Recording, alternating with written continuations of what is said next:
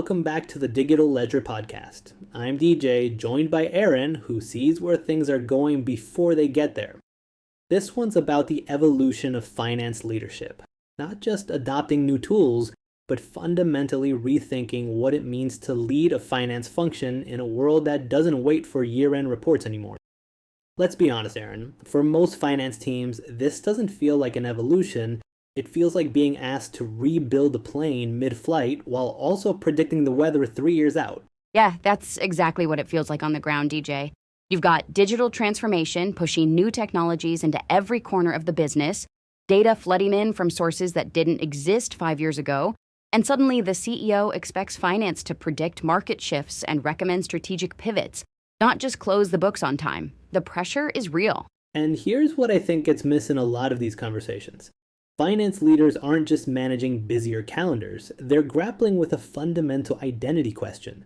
How do we stay relevant when the old playbook, accuracy, compliance, historical reporting, isn't enough anymore? Right, and this is where finance leaders really need to step up and move past being scorekeepers. To stay relevant, you have to embed yourself in the operational side of the business. That means understanding what's actually driving the numbers, not just reporting them. So you're talking to department heads, asking strategic questions, and translating complex financial data into insights that the business can actually use to make better decisions. It's a completely different posture. Before we continue with the episode, we want to be transparent with our audience, and that is that AI helps support research and shape parts of this episode, but all fact-checking, analysis, and final decisions come from us as humans. We're blending the best of both worlds. Alright, so moving right along. When you talk about understanding the drivers, you're really talking about shifting from backward-looking to forward-looking. That's a significant leap for a lot of traditional finance functions. It absolutely is, DJ. Finance professionals are often incredible at analyzing historical data, what went wrong, what went right. But the new demand is for scenario planning, predictive modeling, understanding market shifts before they hit your P&L. So if you're a finance leader listening, here's a practical step. Sit down with your department heads this week and ask them, what are your biggest strategic challenges and how can finance support you in solving them? That conversation alone will illuminate where your team needs to build new capabilities. So we've talked about the pressures and the identity shift. But I think the real trap here, and this is where a lot of finance leaders get stuck, is incrementalism. The assumption that just adopting new technology or asking teams to do more with less is going to solve the problem. Yeah, and that mindset, while well-intentioned, usually leads straight to burnout and frustration. When you layer new tech on existing inefficient processes, or you just demand more output without rethinking the workflow, you're not solving anything. You're just accelerating the wrong things. And we've seen countless tech implementations fail because of this exact issue. So what does it actually mean to move beyond that? What's the practical difference between chasing incremental gains and truly engaging in strategic reevaluation? The core difference is asking why before how fast. Instead of identifying a task and asking how to automate it, start by questioning whether that task is even necessary, or if its purpose still aligns with your current strategic goals. Here's a prompt for finance leaders. Take a look at your team's top 3 most time-consuming recurring tasks. Don't just think about how to make them faster, ask if they're still delivering optimal value. That strategic reevaluation is crucial because it helps you identify where true value is being created and where efforts might be better redirected. Alright, so we've talked about the trap of incrementalism. Just doing more with less isn't working. The real question becomes, what does it mean for finance leaders to proactively redefine their roles? How do they actually shift from oversight to becoming strategic partners within the business? That's the pivot point. It means moving beyond reporting on the past to actively shaping the future. And a key framework here is a deliberate talent strategy. This isn't just about hiring more accountants. It's about bringing in data scientists, business strategists, people who can translate complex financial data into actionable insights. Leaders need to audit their team's skills. Where are the gaps in analytics and strategic communication? That's where you invest in upskilling or new hires. That's a solid practical step. And beyond the people, what about the tools? How do finance leaders make smart investments in analytical solutions without just chasing every new shiny technology? It's all about purpose, DJ. Don't invest in a tool for its own sake. Instead, pinpoint the strategic questions your team currently struggles to answer because of data limitations. The right investment enables better forecasting or real-time insights that actually support executive decision-making. Here's another practical prompt. Identify one critical business question your team consistently struggles with each quarter.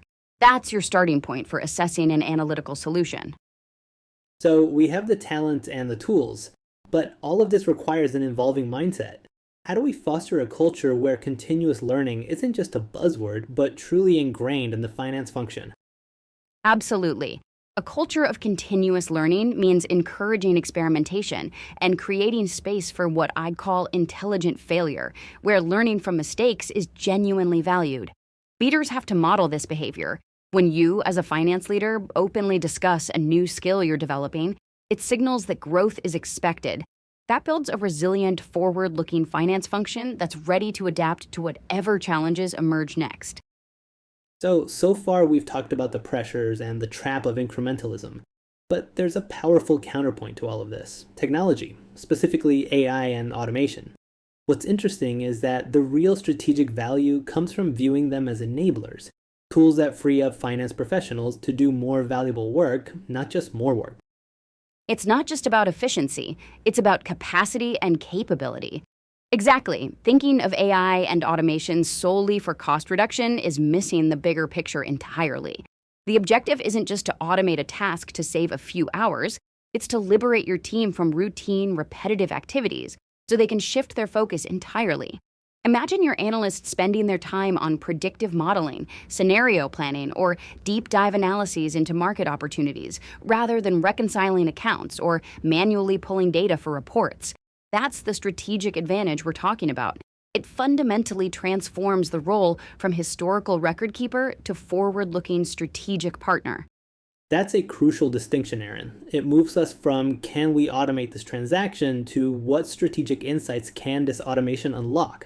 So for a finance leader listening, what does that actually mean for where they should start looking for these opportunities, and how do they integrate these new technologies thoughtfully? Because it's easy to get overwhelmed by the sheer number of tools available. It absolutely can be overwhelming, so let's keep it practical. First, identify your team's top 3 most time-consuming, repetitive, low-value tasks. These are often in areas like data entry, report generation, or basic reconciliations. That's your starting point for automation. Second, don't just implement technology for technology's sake. Integrate it thoughtfully. This means piloting solutions, ensuring user buy-in, and training your team not just on how to use the tool, but why it's going to empower them. It's about building a workflow where the technology complements human expertise rather than simply replacing it. So think about which processes are slowing down your strategic initiatives the most and tackle those first. So we've talked a lot about technology, AI, and automation as enablers, and they absolutely are. But here's the real issue. In all this talk about algorithms and data, it's easy to lose sight of the fact that finance is still fundamentally a human endeavor. We're not just automating tasks, we're fundamentally changing how people work and what skills are truly valued. And despite all these advancements, critical human skills like strategic thinking, nuanced communication, and emotional intelligence aren't just important, they're becoming even more paramount. It's absolutely a paradox, but a powerful one, because while machines can process data faster, they can't interpret context, negotiate complex situations, or lead a team through change with empathy. Those are inherently human capabilities. For finance leaders, this means a deliberate shift in how they develop their teams. It's not enough to send someone to a Python course. You need to create opportunities for them to practice strategic problem solving, like analyzing market trends beyond just the numbers, or presenting complex financial scenarios to non-finance executives in a compelling way. Think about the last time you saw a finance report that simply presented data versus one that told a clear story with actionable insights. That storytelling, that strategic communication, is purely human. That makes sense. It's about elevating the human element rather than diminishing it. But that brings us to the talent gap. Many finance teams are already stretched. How do leaders actively foster these skills and bridge that gap while also cultivating a culture that embraces continuous learning and innovation rather than just reacting to change? This is where leadership truly shines, DJ. First, leaders need to perform a skills audit, not just for technical capabilities, but for these critical human skills. Where are the gaps in strategic thinking, influence, or adaptability? Then it's about targeted development. It might mean mentorship programs that pair junior staff with senior leaders who excel in these areas, or investing in external workshops focused on negotiation and presentation skills, not just accounting software. A great practical step for any leader listening: identify one key decision-making process within your department. Instead of just telling your team the answer, walk them through the strategic considerations, the risks, and the stakeholder perspectives. This builds strategic thinking in real time. Cultivating an adaptable culture also means encouraging experimentation and learning from failure, which is tough in finance but essential. Leaders need to create a safe space for people to try new analytical approaches or communication styles, even if they don't get it perfect the first time. It's about celebrating the learning process itself. For example, after a challenging presentation to the board, instead of just debriefing on the outcome, debrief on the process.